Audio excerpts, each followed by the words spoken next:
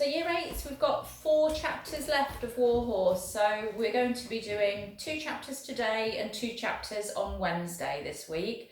If you remember when we read last week, Joey and Albert have been reunited. Miraculous as it seems, Joey's been taken to sort of like a massive hospital for horses who have been injured during the war, and Albert has actually been working there in the hope that at some point Joey would be brought in. So they've been reunited after all the blood and the mud and everything had been washed off and realised it was Joey under there. In the euphoric days that followed our reunion, the nightmare I'd lived through seemed to fade into unreality, and the war itself was suddenly a million miles away and of no consequence. At last there were no guns to be heard, and the only vivid reminder that suffering and conflict was still going on were the regular arrivals of the veterinary wagons from the front. Major Martin cleaned my wound and stitched it up, and though at first I could still put a little weight on it, I felt myself stronger with every day that passed. Albert was with me again, and that in itself was medicine enough. But properly fed once more and warm mash each morning and a never-ending supply of sweet-scented hay, my recovery seemed only a matter of time. Albert, like the other veterinary orderlies, had many other horses to care for, but he would spend every spare minute he could find fussing over me in the stable. To the other soldiers, I was something of a celebrity, so I was scarcely ever left alone in my stable. There always seemed to be 1 or 2 faces looking admiringly over my door. Even old Thunder, as they called the sergeant, would inspect me overzealously, and when the others were not about, he would fondle my ears and tickle me under the throat, saying, "Quite a boy, aren't you? Thundering fine horse if I ever saw one. You get better now, do you hear?" But time passed, and I did not get better. One morning I found myself quite unable to finish my mash, and every sharp sound, like a kick of the bucket or a rattle of the bolt in the stable door, seemed to set me on edge and made me suddenly tense from head to tail. My forelegs in particular would not work as they should. They were stiff and tired, and I felt a great weight of pain all along my spine, creeping into my neck and even my face. Albert noticed something was wrong when he saw the mash I had left in my bucket. "What's the matter with you, Joey?" he said anxiously, and he reached out his hand to stroke me in the way he often did when he was concerned. Even the sight of his hand coming towards me, normally a welcome sign of affection, struck an alarm in me, and I backed away from him into the corner of the stable. As I did so, I found that the stiffness in my front legs would hardly allow me to move. I stumbled backwards, falling against the brick wall at the back of the stable and leaning there heavily. "I thought something was wrong yesterday," said Albert, standing still now in the middle of the stable. "Thought you were a bit off colour then. Your back's as stiff as a board and you're covered in sweat. What the devil have you been up to, you old silly?" He moved slowly now towards me, and although his touch still sent an irrational tremor of fear through me, I stood my ground and allowed him to stroke me. "Perhaps it was something you picked up on your travels. Perhaps you ate something poisonous, is that it? But then that would have shown itself before now, surely. You'll be fine, Joey, but I'll go and fetch Major Martin just in case. He'll look you over, and if there's anything wrong, put you right, quick as a twick, as my father used to say. Wonder what he would think now if he could see us together. He never believed I'd find you either. Said I was a fool to go. Said it was a fool's errand, that I'd likely get myself killed in the process. But he was a different man, Joey, after you left. He knew he'd done wrong, and that seemed to take all the nastiness out of him. He seemed to live only to make up for what he'd done.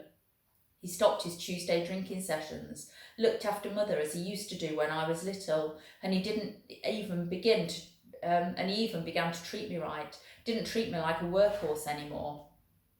I knew from the soft tone of his voice that he was trying to calm me as he had done all those long years ago when I was a wild and frightened colt. Then his words had soothed me, but now I could not stop myself from trembling. Every nerve in my body seemed to be taut, and I was breathing heavily. Every fibre of me was consumed by a totally inexplicable sense of fear and dread. "I'll be back in a minute, Joey," he said. "Don't you worry, you'll be all right. Major Martin will fix you. He's a miracle with horses, is that man," and he backed away from me and went out. It was not long before he was back again with his friend David, with Major Martin and Sergeant Thunder. but only Major Martin came inside the stable to examine me. The others leaned over the stable door and watched. He approached me cautiously, crouching down by my foreleg to examine the wound. Then he ran his hands all over me, from my ears down my back to my tail, before standing back to survey me from the other side of the stable. He was shaking his head ruefully as he turned to speak to the others. "What do you think, Sergeant?" he asked. "Same as you from the look of him, sir," said Sergeant Thunder. "He's standing there like a block of wood, tail stuck out, can't hardly move his head. Not much doubt about it, is there, sir?" "None," said Major Martin. "None whatsoever. We've had a lot of it out here. If it isn't confounded rusty barbed wire, then it's shrapnel wounds. One little fragment left inside one cut, that's all it takes. I've seen it time and again. I'm sorry, my lad," the Major said, putting his hand on Albert's shoulder to console him. "I know how much this horse means to you, but there's precious little we can do for him. Not in his condition." "What do you mean, sir?" Albert asked in a tremor in his voice. "How do you mean, sir? What's the matter with him, sir? Can't be a lot wrong, can there? He was right as rain yesterday, except he wasn't finishing his feed. Little stiff perhaps, but otherwise right as rain he was." "It's tetanus, son," said Sergeant Thunder. "Lockjaw, they calls it. It's written all over him. That wound of his must have festered afore we got him here, and once an horse has tetanus, there's very little chance, very little indeed." "Best to end it quickly," Major Martin said. "No point in an animal suffering. Better for him and better for you." "No, sir," Albert protested, still incredulous. "No, you can't, sir. Not with Joey. We must try something. There must be something you can do. You can't just give up, sir. You can't. Not with Joey."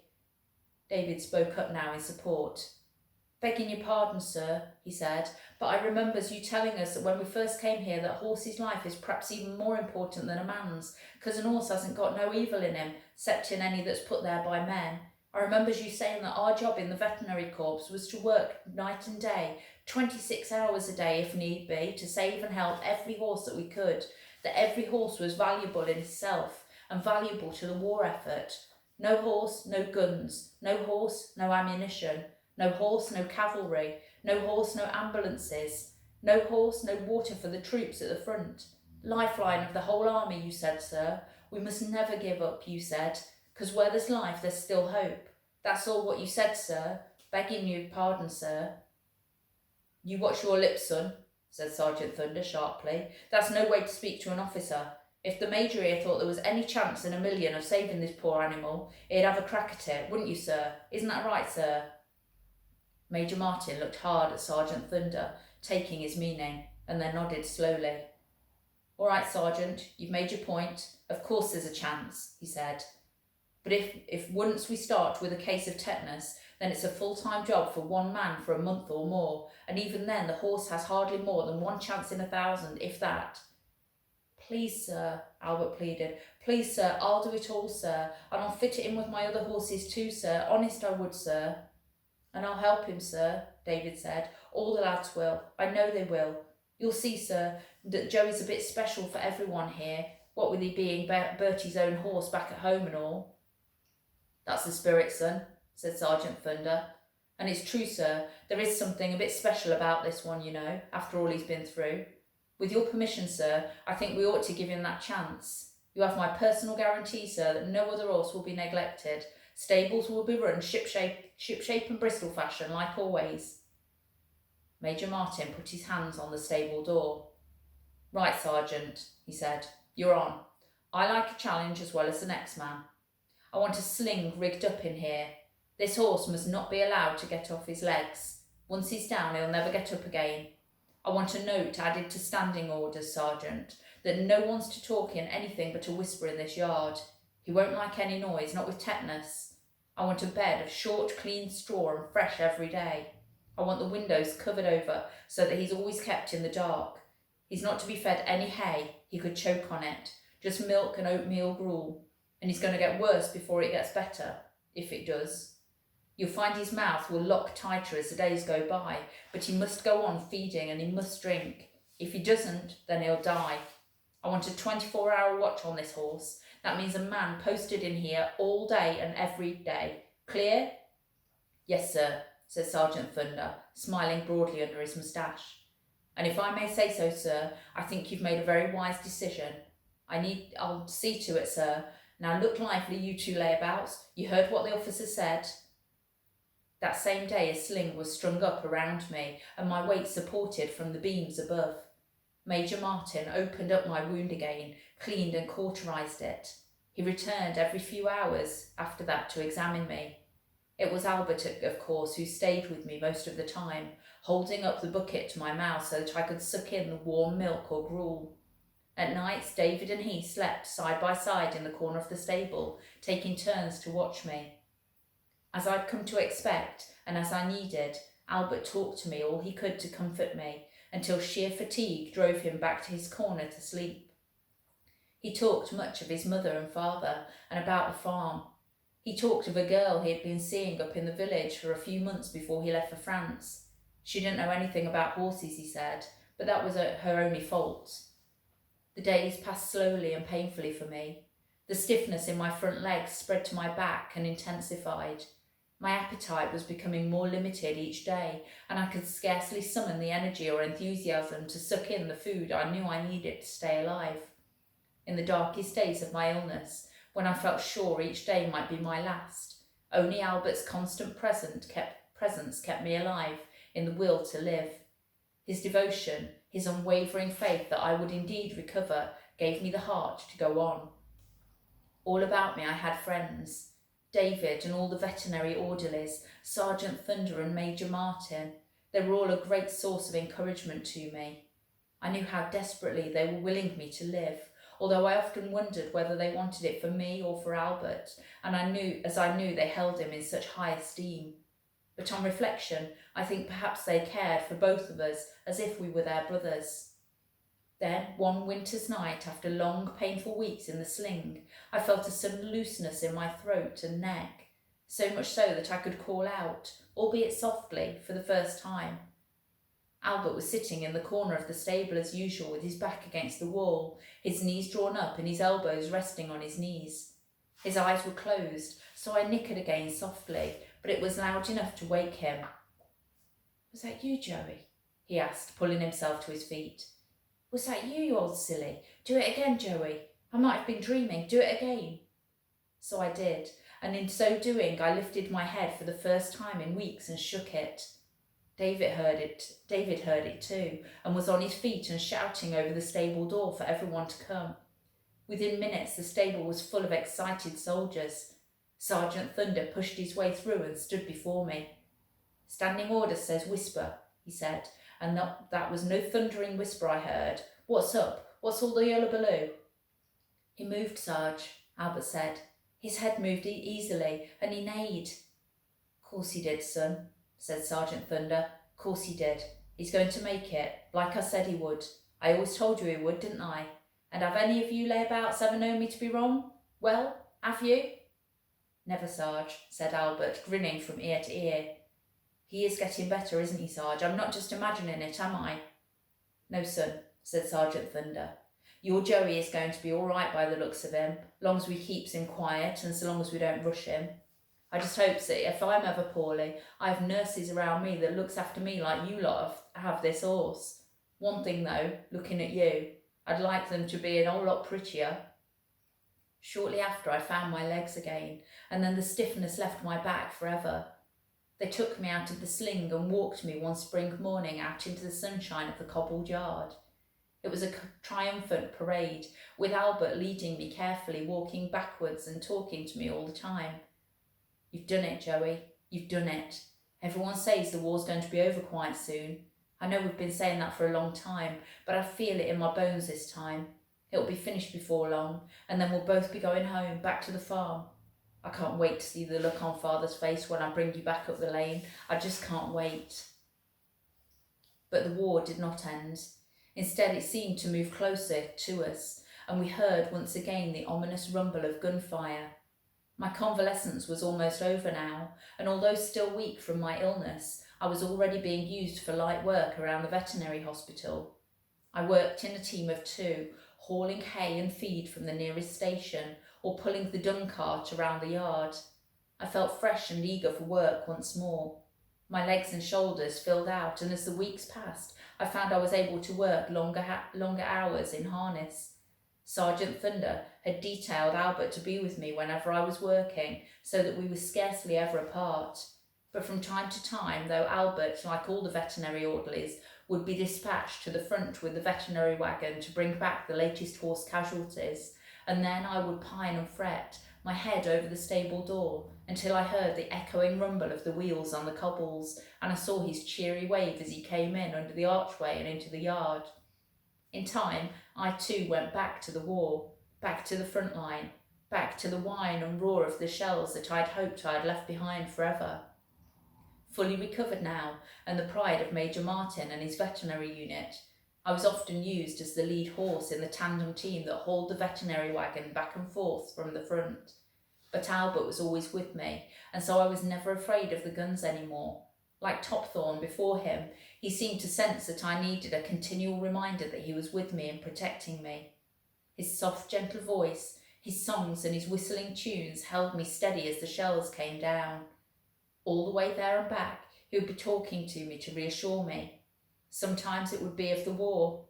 David says Jerry's about finished, shot his bolt, he said, humming one summer's day, as we passed line upon line of infantry and cavalry going up to the front line. We were carrying an exhausted grey mare, a water carrier that had been rescued from the mud at the front. Fair knocked us for 6, he did, further up the line they say, but David says that was their last gasp, and once those Yankees find their fighting legs, if we stand firm, then it could be over by Christmas. I hope he's right, Joey. He usually is. Got a lot of respect for what David says. Everyone has. And sometimes he would talk of home and his girl in the village. Maisie Coppledick, she's called, Joey. Works in the milking parlour at Anstey's farm. And she bakes bread. Oh, Joey, she bakes bread like you've never tasted before. And even Mother says her pasties are the tastiest in the parish. Father says she's too good for me, but he doesn't mean it. He says it to please me. And she's got eyes as blue as cornflowers, hair as gold as ripe corn, and her skin smells like honeysuckle, except when she first comes out of the dairy. I keep well away from her then. I've told her all about you, Joey, and she was the only one, mind, that said I was right to come over here and find you. She didn't want me to go, don't think that, cried her heart out at the station when I left, so she must love me a little, mustn't she? Come on, you silly you, say something. That's the only thing I've got against you, Joey. You're the best listener I've ever known, but never know what the devil you're thinking. You just blink your eyes and waggle those ears of yours from east to west and south to north. I wish you could talk, Joey, I really do. Then one evening there was terrible news from the front. News that Albert's friend David had been killed, along with the 2 horses that were hauling the veterinary wagon that day. A stray shell, Albert told me, as he brought in the straw from my stable. That's what they say it was. One stray shell out of nowhere and he's gone. I shall miss him, Joey. We shall both miss him, won't we? And he sat down on the straw in the corner of the stable. You know what he was, Joey, before the war?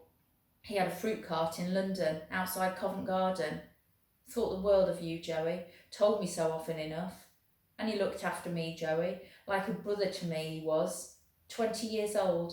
He had his whole life ahead of him. All wasted now because of one stray shell.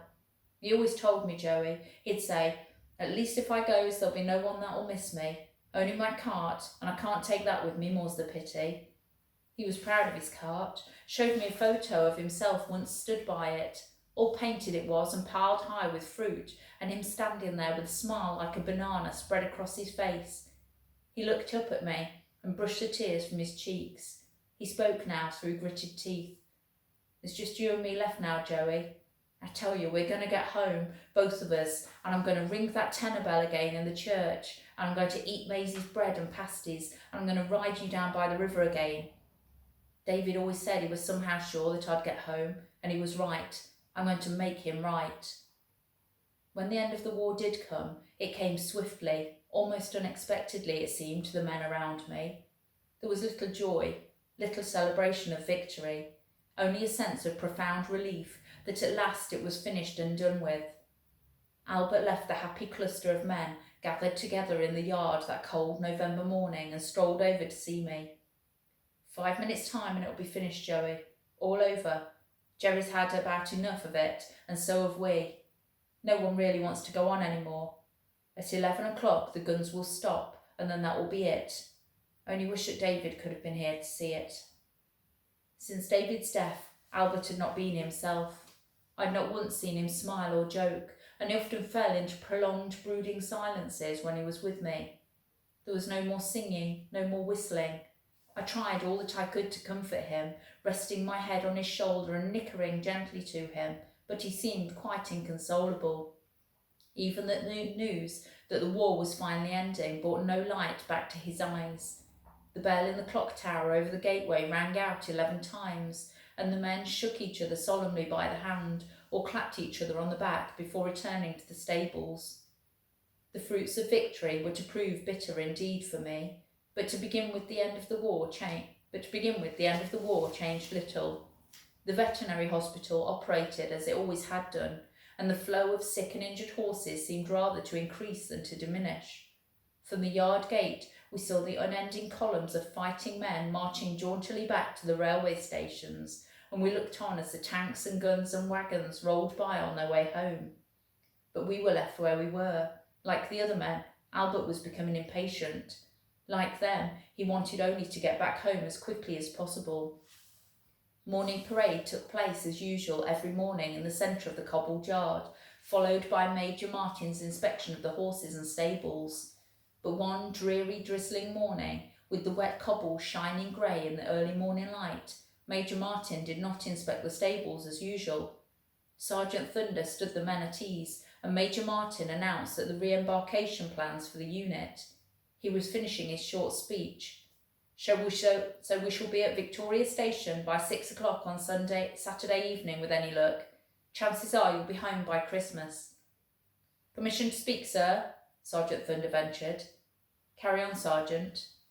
It's about the horses, sir, Sergeant Thunder said. I think the men would like to know what's going to happen with the horses. Will they be with us on the same ship, sir, or will they be coming along later? Major Martin shifted his feet and looked down at his boots. He spoke softly as if he did not want to be heard. No, Sergeant, he said. I'm afraid the horses won't be coming with us at all. There was an audible muttering of protest from the parading soldiers. You mean, sir, said the sergeant, you mean that they'll be coming on a later ship? No, Sergeant, said the Major, slapping his side with his swaggering stick. I don't mean that. I mean exactly what I said. I mean they will not be coming with us at all. The horses will be staying in France. Here, sir, said the sergeant. But how can they, sir? Who will be looking after them? We've got cases here that need attention all day and every day. The Major nodded, his eyes still looking at the ground. You will not like what I have to tell you, he said. I'm afraid a decision has been taken to sell off many of the army's horses here in France. All the horses we have here are either sick or have been sick. It's not considered worthwhile to transport them back home. My orders are to hold a horse sale here in this courtyard tomorrow morning. A notice has been posted in neighbouring towns to that effect. They are to be sold by auction. Auctioned off, sir? Our horses are to be put under the hammer after all they've been through? The sergeant spoke politely, but only just. But you know what that means, sir. You know what will happen. Yes, Sergeant, said Major Martin. I know what will happen to them, but there's nothing anyone can do. We're in the army, Sergeant, and I don't have to remind you that orders are orders. But you know what they'll go for, said Sergeant Thunder, barely disguising the disgust in his voice. There's thousands of our horses out here in France, sir. War veterans they are. Do you mean to say, after all they've been through, after all we've done looking after them, after all you've done, sir, that they'll end up like that? I can't believe they mean it, sir. Well, I'm afraid they do, said the Major stiffly. Some of them may end up as you suggest. I can't deny it, Sergeant. You've every right to be indignant, every right. I'm not too happy about it myself, as you can imagine. But by tomorrow, most of these horses will have been sold off, and we shall be moving out ourselves the day after. And you know, Sergeant, and I know, there's not a blind thing that can be done about it. Albert's voice rang out across the yard. What, all of them, sir? Every one of them? Even Joey that we brought back from the dead, even him? Major Martin said nothing, but turned his heel and walked away. Okay, so after everything that Joey's been through, terrible time during the war, got really ill, but survived it. He's back with Albert, and now it looks like they're going to be separated again. We've got 2 chapters left, so we'll find out on Wednesday what happens at the end of the story. Okay, bye.